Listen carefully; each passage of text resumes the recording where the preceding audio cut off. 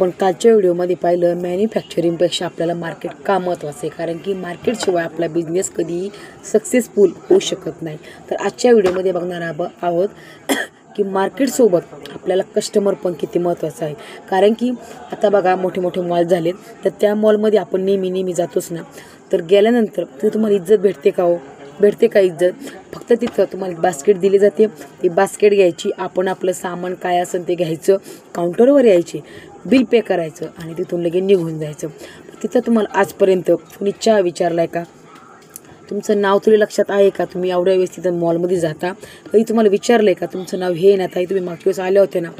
कधीच होऊ शकत नाही आहे. परंतु हेच जर तुम्ही तालुक्याच्या ठिकाणी छोट्याशा गावाच्या दुकानात जर गेले ना, तर तुम्ही आल्याबरोबर लगेच तिथलं ऑनर असतो, ते लगेच काय म्हणतात, हां चला नेहाताई तुम्ही आलात का दुकानात, असं म्हणतात ना.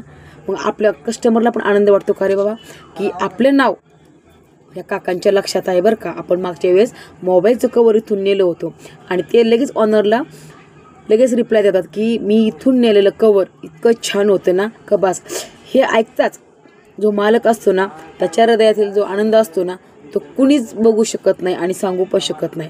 कारण कस्टमरची फीडबॅक ही वाईट असो किंवा चांगली असो, ती सगळ्याच ओनरसाठी महत्त्वाची असते. म्हणजे छोट्या छोट्या दुकानामध्ये तुम्ही कधी बी जा आणि कधी बी गेस करा की आपलं नावसुद्धा तिथं लक्षात राहतं आणि आपण काय वस्तू नेली ही सुद्धा त्यांच्या लक्षात असते.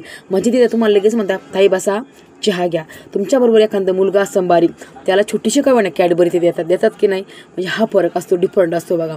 मॉलमध्ये तुमचं घेणं देणं नाही, तुम्ही सामान घ्यायला काय येता आणि जाता काय. परंतु ज्याला आपलं दुकान चालवायचं आहे ना, ज्याला आपले कस्टमर कॅच करायचे, तो नेहमी आदराने आपल्या कस्टमरशी वागत असतो. म्हणून कधीही सामान घेताना आपल्या छोट्याशा कावळ्या दुकानात जात जा, कारण की आपल्यावरतीच त्यांचं डिपेंड असतं सगळं. आणि ते तुम्हाला जी माणुसकीने म्हणजे जी वागणूक देतात ना, ती मोठ्या मोठ्या दुकानात तुम्हाला कधीच मिळणार नाही.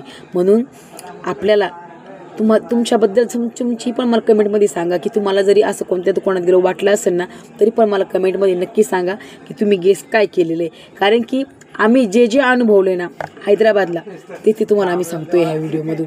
म्हणून कस्टमर कॅच जर करायचं असेल तर कस्टमरचं नाव असं आपल्याला दिल्यावं लागतं आणि ते रोजच्या लिखाणातून घ्यावं लागतं. आणि चेहरा पाहताक्षणी आपल्याला कळलं पाहिजे की ह्या ताई माझ्या दुकानात येऊन गेल्यात, त्यांनी हे खरेदी केलेलं आहे. कारण की मग एकदा जर कस्टमर आपल्या दुकानात ते आलं ना, ते नेहमी आपलंच कस्टमर राहतं. कधीही आपलं दुकान बंद असलं तरी दुसऱ्या दिवशी येऊन खरेदी करणार, परंतु दुसऱ्या दुकानात ते कधीही जाणार नाहीत. आणि मेन म्हणजे येताना रिटर्न ते 2 का होईना कस्टमर आपल्याला घेऊन येणार आहेत. ही असते टेक्नॉलॉजी बिझनेसची. आणि माइंड कसा वापरायचा ह्या उदाहरणातून जर तुम्हाला कळलं ना, तुम्ही का नाही बिझनेसमध्ये सक्सेसफुल होऊ शकता. होणारच ना तुम्ही. फक्त कस्टमरशी आदराने वागा, नक्कीच तुमचा बिझनेस सक्सेसफुल.